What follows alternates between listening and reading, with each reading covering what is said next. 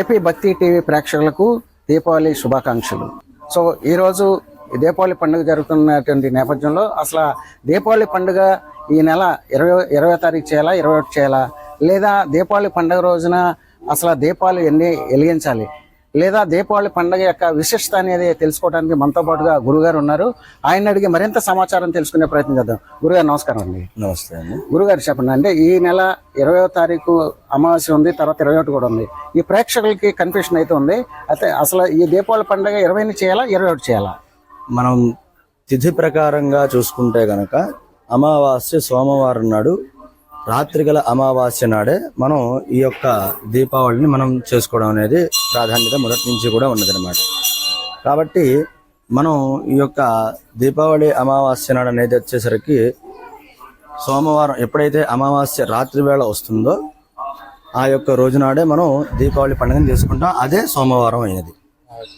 So అసలు దీపావళి పండుగ రోజున లక్ష్మీ పూజ కూడా చేయటం అనేది ఉంది. అయితే లక్ష్మీ పూజ చేయటం వల్ల, లక్ష్మీదేవి పూజ చేయటం వల్ల కలిగేటువంటి లాభాలు ఏ విధంగా ఉన్నాయి?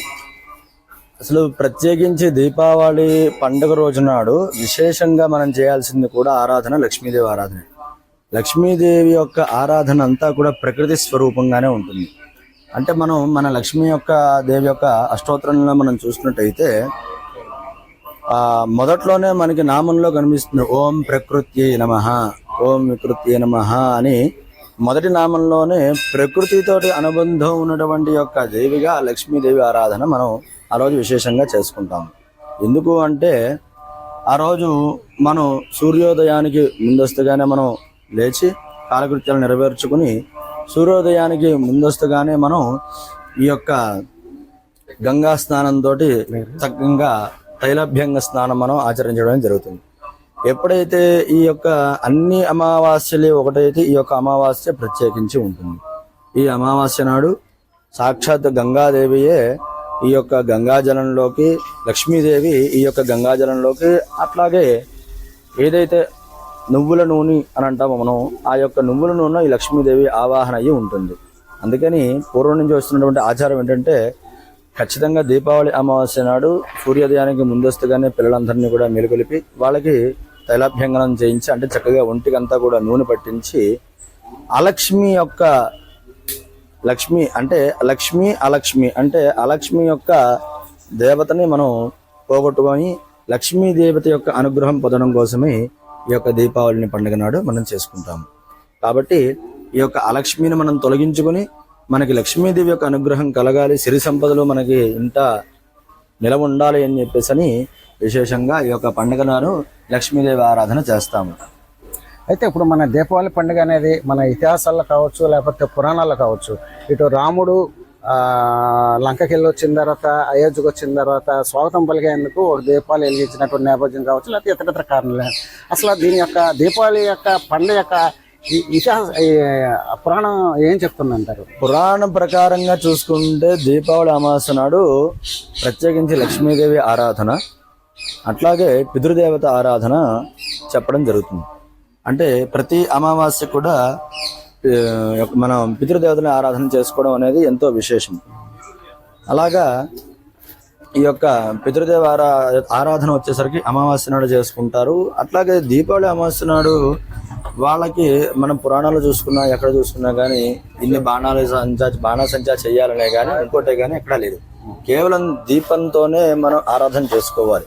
ఈ బాణాసంచాలు ఇవన్నీ కూడా మనకు వచ్చింది ఈ మధ్య కాలంలో తప్ప మనకి పూర్వం నుంచి కూడా బాణాసంచాలు అనేది లేదు. అయితే ఈ యొక్క దీపావళి అమావాస్య నాడు చక్కగా మనం పితృదేవతలకి ఒక దారి చూపిస్తున్నట్టుగా మనం భావన చేసుకుని ఆ యొక్క పితృదేవతలకి అట్లాగే లక్ష్మీదేవత కూడా మనం ఆరాధన చేసుకుంటాము. అంటే ఈ దీపావళి పండుగ రోజున పితృ దేవతను కూడా పిలుస్తారు, పితృదేవతలు కూడా ఆరాధన చేస్తారనేది ఉంది.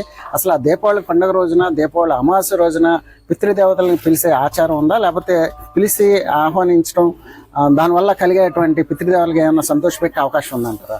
ఇది ఈ యొక్క పితృదేవతల ఆరాధన ఉందా అని అంటే కనుక అసలు అమావాస్య తిథి అంటేనే పితృదేవతలు, ప్రేత తిథి కనుక మనం చూసుకుంటూ ఉంటాం. అంటే తిథి అనే అమావాస్యలోనే మనకు ఉంటుంది. ఆ అమావాస్య ప్రతి నెల వచ్చే అమావాస్య నాడు పితృతర్పణం చేయడం అనేది కూడా మనకి శాస్త్రాల్లో ఉన్నది. కాబట్టి ఈ యొక్క పితృతర్పణం అనేది ప్రతి అమావాస్యకి చేస్తాము. అందులో విశేషంగా ఈ దీపావళి అమావాస్య నాడు పితృదేవతల యొక్క ఆశీర్వచన నిమిత్తముగానే ఈ యొక్క దీపానికి మనం అర్చనాది కైంకర్యం చేసుకుని లక్ష్మీదేవి ఆరాధన చేసుకుని వాళ్ళు కూడా స్వర్గదినం ప్రాప్తించేలాగా మనం ఈ యొక్క దారిని చూపించడమే దీపావళి యొక్క ప్రాముఖ్యత. ఓకే, అసలు ఈ దీపావళి పండుగ సందర్భంగా అంటే ప్రతి ఒక్కరు కూడా అసలు దీపావళి అంటేనే టపాసులు కాలుస్తాం. అదేవిధంగా చిన్నపిల్లలైన పెద్ద పిల్లలు ప్రతి ఒక్కరు కూడా టపాసులు కాలుస్తారు. ఈ టపాసులు వెనుకున్నటువంటి మతలబ్ ఏమి ఉందంటారు? అసలు టపాసులు వెనకాల మతలబ్ అంటూ ఏమీ ఉండదు. అది తర్వాత వచ్చినటువంటి యొక్క మార్పులనే మనం పరిగణన తీసుకోవచ్చు. ఎంతసేపు కూడా మనకి పేరులోనే ఆ పండగ యొక్క పేరులోనే మనకు ఉంది దీపావళి పండగ. దీపావళి పండగ అంటే ఆ పేరులోనే మనం ఆలోచించుకుంటే కనుక దీపావళిని పండుగని దీపంతోనే మనం ఆచరించుకోగలం తప్పచ్చి మనకి ఇలాగా ఈ టపాసుల మీద కానీ ఇంకోటి కానీ ఆయన కూడా తర్వాత వచ్చినవి. అయితే ఈ యొక్క నరకాసుడు అనేటువంటి ఒక నరకాసుడు సంహారం తర్వాత ఈ యొక్క విశేషంగా దీపావళి పండుగ చేసుకున్నారు. కాబట్టి దీనికి కొద్దిగా బాణాసంచా లాంటివన్నీ కూడా కొద్దిగా ఏర్పాటు చేసుకుని ఆ తర్వాత పోని కాలంలోనే మార్పులు చేర్పులు జరిగాయి. అది కూడా ఒక దీపమే కదా అన్న ఒక ఆలోచనతోటి అందరూ కూడా అలా చేసుకుంటూ వస్తున్నారు. అయితే దీపావళి పండుగ అంటే ప్రాముఖ్యత అంతా కూడా దీపానికి ఇవ్వాలి మనం. అసలు దీపావళి పండగ సంబంధించి అసలు ఇటు లక్ష్మీదేవి అమ్మవారు కావచ్చు, లేకపోతే ఆ దీపావళి వెలిగించుకునే పద్ధతి కావచ్చు, అసలు ఏ విధంగా ఉందంటారు? దీనికి సంబంధించినటువంటి పూజా సామాగ్రి ఏ విధంగా సమకూర్చుకోవాలి, ఏ విధంగా ఎవరైతే గృహిణులు కావచ్చు, లేకపోతే దీనికి సంబంధించిన తెలియని వారికి అంటే పండగ తెలియని వారికి ఈ పూజా సామాగ్రి ఏ విధంగా తీసుకొని ఏ విధంగా పూజా కార్యక్రమం చేయాలంటారు?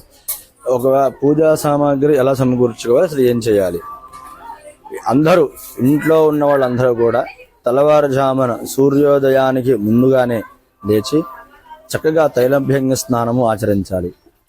అంటే విశేషంగా చక్కగా పిల్లల దగ్గర నుంచి పెద్దవాళ్ళకు కూడా చక్కగా ఒంటికి నల్ల నూనెతోటి ఒంటికి చక్కగా అభ్యంగం చేసుకుని ఆ తర్వాత చక్కగా చక్కటి గోరువెచ్చడి నీళ్ళతోటి ఆ యొక్క తైలభ్యంగ స్నానం ఆచరించిన తర్వాత చక్కగా నూతన వస్త్రాలు కట్టుకుని లక్ష్మీదేవి అంటే నూతన వస్త్రాలు కట్టుకుని అమ్మవారి దగ్గర ముందర దీపారాధన చేసుకోవాలి.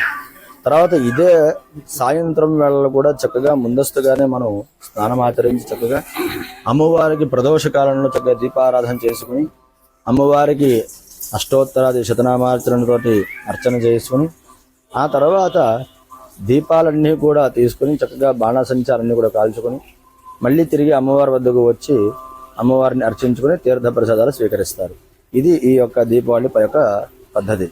అలాగా ముందస్తుగా మన ఇంట్లో ఉండాల్సింది ప్రత్యేకించి నువ్వుల నూనె చక్కగా ఉదయం అలా లేవగానే నూనెతోటి చక్కగా మొహం కడుక్కున్న వెంటనే నువ్వుల నూనె రాసుకుని ఒంటికి తైలభ్యంగనం చేసుకుని గోరువెచ్చడి నీళ్ళతోటి యొక్క స్నానం ఆచరించి ఆ తర్వాత అమ్మవారికి మనం కట్టుకునే వస్త్రాలకి చక్కగా పసుబొట్లు పెట్టుకుని నూతన వస్త్రానికి ఎప్పుడు కూడా పసుబొట్టు లేకుండా మనం వేసుకోకూడదు. కాబట్టి చక్కగా ఒక పసుబొట్టు పెట్టుకుని నూతన వస్త్రాలు ధరించి ఆ లక్ష్మీదేవి యొక్క ఆరాధన చేసుకుని ఆ లక్ష్మి మన ఇంట తొలగి చక్కటి లక్ష్మీదేవి యొక్క అనుగ్రహం మన ఇంట శరీర సంపదలు కలగాలని చెప్పని అమ్మవారిని ఆరాధన చేసుకోవాలి. అలాగే తిరిగి సాయంత్రం వేళలో కూడా ఇదే ఆరాధన చేసుకుని తీర్థ ప్రసాదాలు స్వీకరించాలి. అలాగే మా ప్రేక్షకులందరి కోసం అసలు లక్ష్మీదేవి పూజ అంటే దీపావళి అమావాస్య రోజున ఆ దీపావళి పండుగ రోజున లక్ష్మీదేవి పూజ ఎలా చేయాలో కొంచెం క్లుప్తంగా చెప్పండి. క్లుప్తంగా అంటే కనుక మనకి షోడశోపచార పూజలు ఉన్నాయి, పంచోపచార పూజలు ఉన్నాయి. ఇప్పుడు ఉన్నటువంటి కాలమాన పరిస్థితుల్లో అవి కొంతమందికి తెలుసు, కొంతమందికి తెలియవు.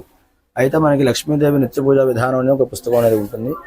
అందులో కనుక మనం చూసుకుంటే మీకు మంత్రపూర్వకంగా రాకపోయినా కానీ శ్లోకపూర్వకంగా కూడా మనకి ఆ యొక్క పూజా విధానం అనేది ఉంటుంది. అందులో ముందుగా చక్కగా ఆచమనం చేయడం, తర్వాత ఆమె సంకల్పం చెప్పుకోవడం, అలాగే సంకల్పం అయిన తర్వాత షోడశోపచారం అయితే షోడశోపచార పూజాంకరిష్యాన్నము లేదంటే పంచోపచారాలను చేయడం.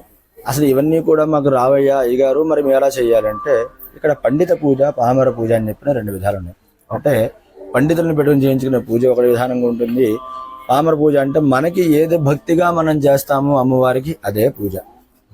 ఎప్పుడైనా సరే భగవంతుడికి మనం అర్పించాల్సింది ఏంటంటే మనం భక్తితో ఒక పుష్పం సమర్పించినా కానీ ఆయన చాలా ఆనందంగా స్వీకరిస్తాడు. కాబట్టి భక్తి ప్రధానము, ధర్మం ప్రధానము. కాబట్టి భక్తితో మనం ఏ రకంగానైనా సరే అమ్మవారికి అర్చనాది కైంకర్యం చేసుకోవచ్చు. దాంట్లో ఎటువంటి ఆలోచన విధానం మనకి అవసరం లేదు. ఓకే, ఇది దీపావళి పండగ సంబంధించి గురువుగారు మంచి సందేశం ఇచ్చారు.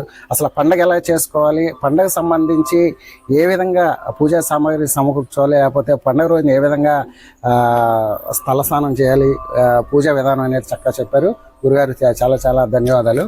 అయితే ఇది ఏదైతే దీపావళి పండుగ ఉందో ఈ పండుగ రోజున ప్రతి ఒక్కరు కూడా తెల్లవారుజామునే వేకువజామునే లేచి ఆ తర్వాత నల్లని నూనెతో తలకి అదేవిధంగా ఒంటికి రాసుకొని సూర్యోదయం ముందే స్నానం చేసిన తర్వాత ఆ అమ్మవారిని పూజించాలి. ఆ తర్వాత సాయంత్రం ఏదైతే నూతన వస్త్రాలు ఉన్నాయో నూతన వస్త్రాలు కట్టుకొని తల స్నానం మరోసారి ఆచరించి ఆ తర్వాత లక్ష్మీదేవి పూజ చేసిన తర్వాత దీపాలు వెలిగించి ఆ తర్వాత బాణసంచి కలిపి కాల్చాలని చెప్పేసి గురువుగారు చెప్తున్నారు. అదేవిధంగా ఏదైతే దీపావళి అమావాస్య ఉందో దీపావళి పండుగ రోజున ఎవరైతే లక్ష్మీదేవి పూజ చేస్తారో ఆ ప్రతి ఇంట్లో కూడా ధనంతో పాటుగా అష్టైశ్వర్యాలు వస్తాయని చెప్తున్నారు. అలాగే దీపావళి పండుగ ఏదైతే ఉందో పండుగ సంబంధించి అయితే ప్రతి ఒక్కరు కూడా ఎవరైతే తపస్సులు కావచ్చు, చిన్నపిల్లలు కావచ్చు, పెద్ద పిల్లలు కావచ్చు, ప్రతి ఒక్కరు కూడా జాగ్రత్తగా ఉండాలని చెప్పేసి ఏపీ భక్తి టీవీ నుంచి తెలియజేస్తున్నారు. ఇదే పరిస్థితి. కెమెరామెన్ సాయితో బ్రహ్మం, ఏపీ భక్తి టీవీ.